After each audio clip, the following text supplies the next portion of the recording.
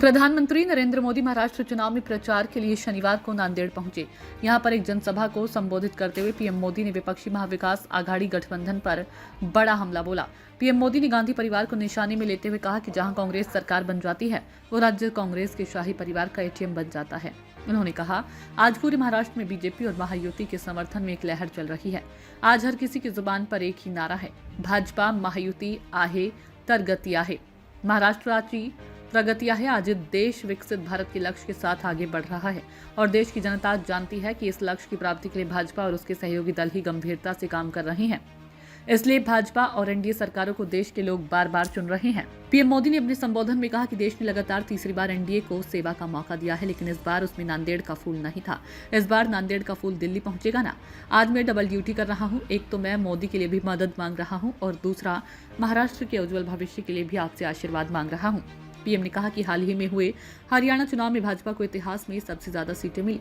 अब यही इतिहास महाराष्ट्र की जनता भी दोहराने जा रही है। उन्होंने कहा, मैं पिछले 2 दिन से महाराष्ट्र में जहां जहां गया हूं वहां हर एक के मन में ये कसक है कि लोकसभा में जो कमी रह गई इस बार विधानसभा में उसे पूरा करना है। लोग कह रहे हैं विकसित महाराष्ट्र के लिए महायुति की सरकार चाहिए।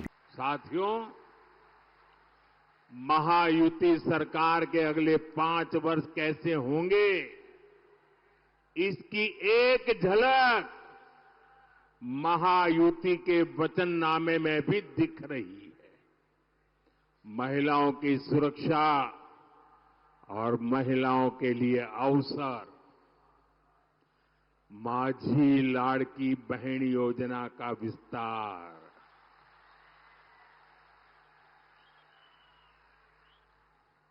माझी लाड़की बहना इथे आली आहेत ना, युवाओं के लाखों रोजगार, विकास के बड़े बड़े काम, महायुति सरकार महाराष्ट्र के विकास को डबल स्पीड से आगे बढ़ाएगी। यानी स्वाभिमानी युवा, शिक्षण, रोजगार, महायुतीचे सरकार करील स्वप्न साकार। साथियों, महायुति के घोषणा पत्र के बीच महाअगाड़ी वालों का घोटाला पत्र भी आया है। अब तो पूरा देश जानता है महाअगाड़ी यानी भ्रष्टाचार, महाअगाड़ी यानी हजारों करोड़ के घोटाले, महाअगाड़ी यानी पैसों की उगाही, महाअगाड़ी यानी टोकन मनी, महाअगाड़ी यानी ट्रांसफर पोस्टिंग का धंधा। मैं महाअगाड़ी की घटक कांग्रेस का एक उदाहरण आपको देता हूं। जहां कांग्रेस सरकार बन जाती है वो राज्य कांग्रेस के शाही परिवार का एटीएम बन जाता है। एटीएम पता है ना, लोग उसमें से पैसे निकालते, एटीएम। ये कांग्रेस का एटीएम बन जाता है, शाही परिवार का एटीएम बन जाता है। इन दिनों हिमाचल, तेलंगाना और कर्नाटका जैसे राज्य ये कांग्रेस के शाही परिवार के एटीएम बन गए हैं। एटीएम। लोग बता रहे हैं कि इन दिनों महाराष्ट्र में चुनाव के नाम पर कर्नाटका में वसूली डबल हो गई है। चुनाव महाराष्ट्र में, वसूली डबल हो रही है कर्नाटका में, तेलंगाना में। आरोप है कि कर्नाटका में इन लोगों ने शराब के दुकानदारों से 700 करोड़ रुपए की वसूली कराई है। आप कल्पना कर सकते हैं, जो कांग्रेस पार्टी घोटाले करके चुनाव लड़ रही हो, वो चुनाव जीतने के बाद कितने घोटाले करेगी। हमें महाराष्ट्र में बहुत सावधान रहना है। हम महाराष्ट्र को महाअघाड़ी के महाघोटालेबाजों का एटीएम नहीं बनने देंगे। पीएम मोदी ने कांग्रेस पर निशाना साधते हुए कहा, महाराष्ट्र ने कांग्रेस के प्रकोप को, उनके पापों को लंबे समय तक झेला है। खासकर मराठावाड़ा के किसानों की परेशानी की तो जड़ ही कांग्रेस पार्टी है। कांग्रेस सरकारों ने कभी यहां के किसानों के सुख दुख की परवाह न की। यहां के सोयाबीन किसानों को संकट में उबारने के लिए हमारी सरकार द्वारा आर्थिक सहायता भी दी गई है। पिछले 2.5 वर्षों में मराठवाड़ा क्षेत्र में 80,000 करोड़ रुपए का निवेश हुआ। इससे रोजगार के हजारों नए अवसर तैयार हुए हैं। और महाराष्ट्र के लोगों की दूरदृष्टि, इसलिए महाराष्ट्र की सेवा का मेरे लिए सुख ही कुछ अलग है। अभी केंद्र में हमारी सरकार को 5 महीने ही हुए हैं। इन 5 महीनों में लाखों करोड़ रुपए की परियोजनाएं शुरू की गई है। इसमें बड़ी संख्या में महाराष्ट्र से जुड़े इंफ्रास्ट्रक्चर प्रोजेक्ट भी हैं। मैंने अभी कुछ ही समय पहले जिस वाढवण पोर्ट की आधारशिला रखी है, अकेले उसकी लागत ही करीब करीब 80,000 करोड़ रुपए है।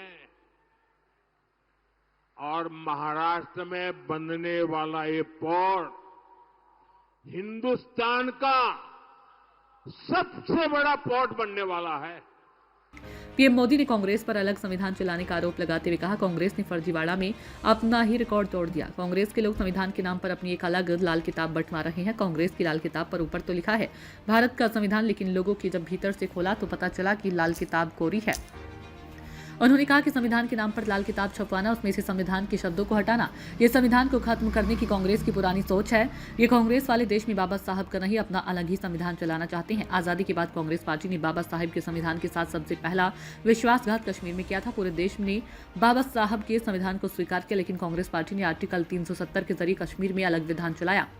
पीएम मोदी ने आगे कहा, कश्मीर में हमारे तिरंगे की जगह अलग झंडा चलाया। कांग्रेस ने जम्मू कश्मीर के दलितों को उनके कोई अधिकार नहीं दिए। कश्मीर इतने दशकों तक आतंकवाद की आग में जलता रहा, वहां अलगाववाद फलता फूलता रहा। देश को पता भी नहीं चलने दिया कि इस देश में 75 साल तक 2 संविधान चले। अभी जम्मू कश्मीर में चुनाव हुए तो वहां कांग्रेस गठबंधन को सरकार बनने का मौका मिला। सरकार बनते ही जैसे ही ये लोग विधानसभा में गए, इन्होंने 370 को फिर से लागू करने का प्रस्ताव पास कर दिया। पीएम मोदी ने पूछा कि आखिर कांग्रेस को 370 से इतना प्यार क्यों है। उन्होंने कहा, हमें जम्मू कश्मीर से प्यार है और उन्हें 370 से प्यार है। कांग्रेस को ये बर्दाश्त नहीं हो रहा है कि पिछले 10 वर्षों से देश में एक ओबीसी प्रधानमंत्री है, वो सबको साथ लेकर चल रहा है। इसलिए कांग्रेस ओबीसी की पहचान खत्म करके अलग अलग जातियों में बांटने का खेल खेल रही है। इन दिनों पूरा देश एक और संवेदनशील विषय को लेकर चिंतित है।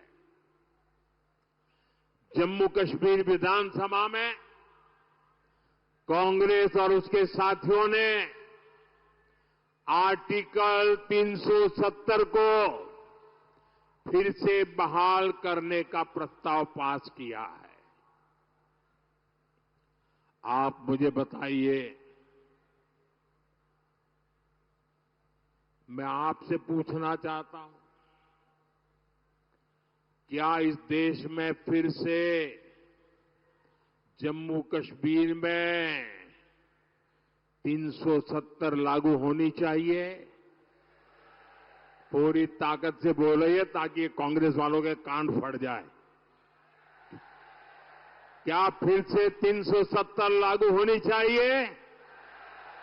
क्या 370 को लागू होने देंगे? तो ये कौन लोग हैं जो फिर से 370 को लागू करना चाहते हैं? अलगाववादी इसकी मांग करते हैं या नहीं करते हैं? आतंकवादी संगठनों ने 370 हटाने का विरोध किया था कि नहीं किया था? पाकिस्तान 370 का रोना रोता है या नहीं रोता है? जितनी भारत विरोधी ताकत है, सब के सब 370 का समर्थन करते हैं। और वही कांग्रेस की भी भाषा बन गई है। कांग्रेस वही भाषा बोलती है। जम्मू कश्मीर में 370 फिर से लगाना यानी कश्मीर को फिर से हिंसा की आग में झोंकना। कश्मीर में 370 यानी राज्य में बाबा साहब आंबेडकर के संविधान को फिर से जम्मू कश्मीर से बाहर निकालना। ये जो लोग संविधान की किताबें और कोरे कागज की किताबें बांटते फिरते हैं ना, ये कैसे पापी लोग हैं मैं बताता हूं। और हम सब की आंखों में कितनी धूल झोंकी उन्होंने देशवासियों की आंखों में। बाबा साहब आंबेडकर के संविधान की बातें करते हैं। 75 साल तक इस देश में 2 संविधान चलते थे।